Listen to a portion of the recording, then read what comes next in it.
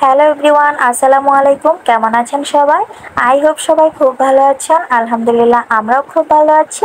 হিরাস মনের চ্যানেলে আপনাদের সবাইকে ওয়েলকাম।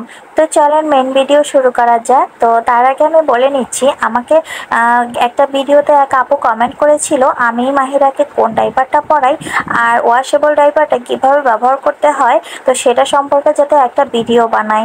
তো আমি আশা করব আপু আপনি এই ভিডিওটা আমার দেখছেন, আর আমি নেক্সট ভিডিওটা সে সম্পর্কে বানাবো। আশা করি আপনি আমার পাশে থাকবেন এবং ভিডিওটা দেখবেন।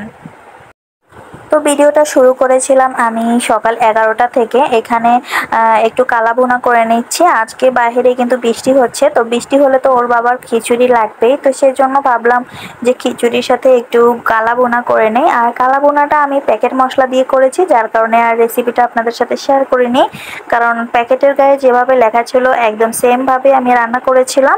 তো অফ ক্যামেরাতে আমি কিছু মুগ ডাল বেছে নিয়েছি, আর এবার ওটা আমি টেলে নেব।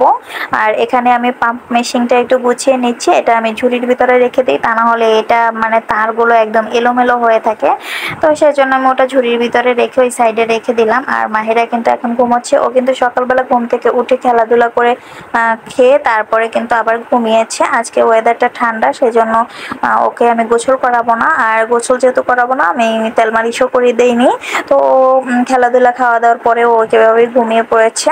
তো আমি কালাবোনাটা এটা আমি দ্বিতীয়বারের মতো করছি। প্রথমবার আমি প্যাকেট মশলা দিয়েই করেছিলাম, অর্ধেকটা মশলা তখন ব্যবহার করেছিলাম, আর এখন অর্ধেকটা ব্যবহার করছি, কারণ 2 কেজি মাংসের জন্য যেহেতু প্যাকেট মশলাটা, তো আমি প্রথমবার কিন্তু অতগুলো মাংস আমি রান্না করিনি, তো সেজন্য অর্ধেকটা মশলা ব্যবহার করেছিলাম। এখন আবার বাকি অর্ধেকটা করে নিচ্ছি।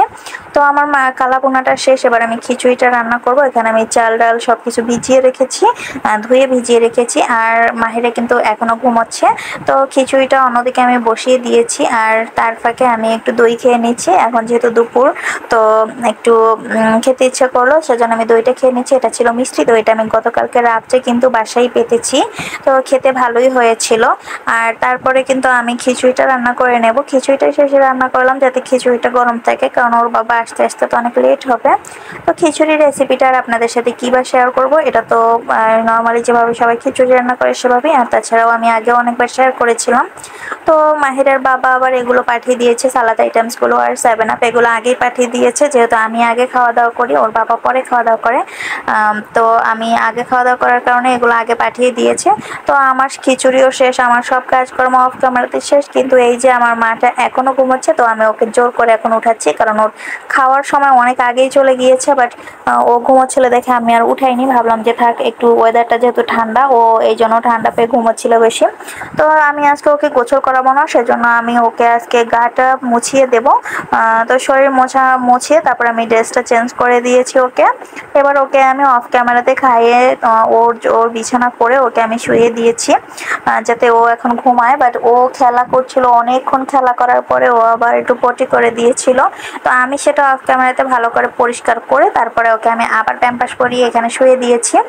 আর এই টাইমে কিন্তু মাহিরা সবসময় ঘুমিয়ে থাকে, বাট আজকে যেহেতু পটি করেছিল, তো সেই জন্য কিন্তু ওর ঘুমটা আর কি ভেঙে গিয়েছিল, সেজন্য ও ঘুমোচ্ছে না, ও খেলাধুলা করে নিচ্ছে। আর এর ভিতরে কিন্তু ওর বাবা চলে এসেছে। ওর বাবা নর্মালি এই টাইমে কখনোই মাহিরাকে সজাগ দেখতে পায় না, সেজন্য আজকে সজাগ দেখে দেখেন কিভাবে আদর করছে, মানে সে ড্রেসও চেঞ্জ করে না, এসেই তার মেয়েকে আদর করা শুরু করেছে। তো যাই হোক, আমার কিন্তু সব খাবার দাবার রেডি হয়ে গেল, অফ ক্যামেরাতে আমি সালাদটাও কেটে নিয়েছি। এবার আমরা দুজনে খাওয়া দাওয়া করে নেব।